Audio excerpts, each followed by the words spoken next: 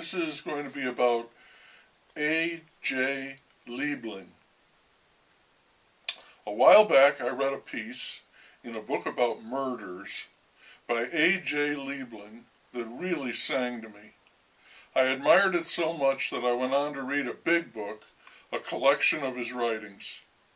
He was attracted to offbeat things and offbeat people. He was also a fabulous reporter, one who had the knack of bringing back the full story alive. Tom Wolfe crowed about his new journalism, and maybe it was new in terms of time, but it was no better or fresher than the old, not when the old was Liebling or Joseph Mitchell. In particular, Liebling loved a character who billed himself as Colonel Stingo, the honest rainmaker, and Liebling loved the Great State of Louisiana, most extremely in the person of Huey Long's brother Earl. Uncle Earl, as he liked to be known. Uncle Earl was busy carrying on his brother's legacy, his politics, and in his own right, the charismatic, larger-than-life style that turned the competition into dim bulbs. The spotlight shone brightly on Uncle Earl, emanating from Uncle Earl, and the people who supported him adored him. Those who opposed him still had to acknowledge that light. Liebling loved that light. He liked to write about people who had color, who were lively in ways that others were not and could not be.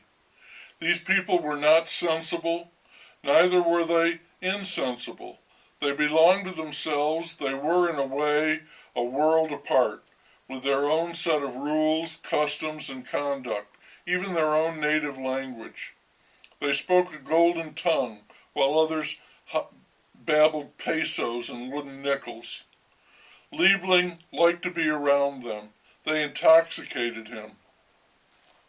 For them, he whipped up a froth of prose full of mirth and insights. Here are some examples made poor by taking them out of context. During the Hearst days, a competitor, outraged by the colonel's exhaustive report of a projected $100,000 match race between Irish lad and a kangaroo backed by a millionaire Australian, wrote, "Alphabet MacDonald never permits facts to interfere with the exercise of his imagination." The colonel rightly considered this a tribute to his mastery of his material. Curiosity about a writer, for me, depends upon some peculiar combination of personality and subject matter.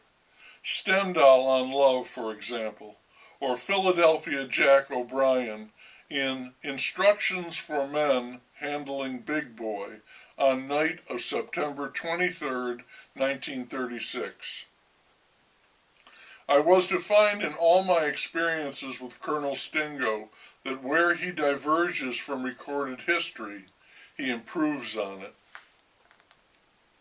My preference for the colonel's stories of his own life, or at least of the life in which he played a role, has frequently evoked the astonishment of my friend, who believes, like the authors of Greek tragedy, that only the lives of the illustrious are qualified to edify a large public.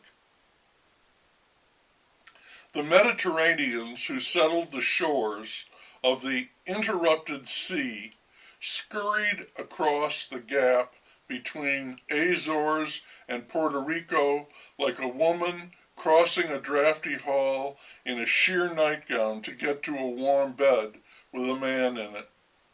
Old, they carried with them a culture that had ripened properly on the tree.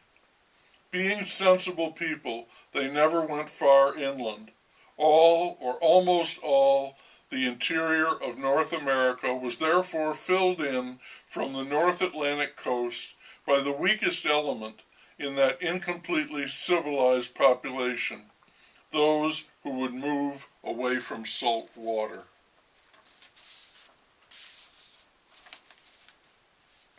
It is difficult to report a speech by Uncle Earl chronologically, listing the thoughts in order of appearance. They chased one another on and off the stage like characters in a Shakespearean battle scene, full of alarums and sorties. The crowd hung on Uncle Earl's lips the way the bugs hovered in the light. And he was off, but Earl, seated directly behind him, was mugging and catching flies, monopolizing attention like an old vaudevillian star cast in a play with a gang of method actors. There was a good deal of discourse that I have not recorded. Carried away by the stream of idiom like a drunk on a subway train, I missed a lot of stations. I put all my admiration into my glance and edged my chair up to the end of the governor's sofa. When I try, I can exude sincerity as far as a llama can spit, and the governor's gaze, swinging around the room, stopped when it lit on me. My eyes clamped on it with an iron grip of approval. I inched forwarder, trying not to startle him into putting a cop on me, and said, "Governor, I am not a newspaper man.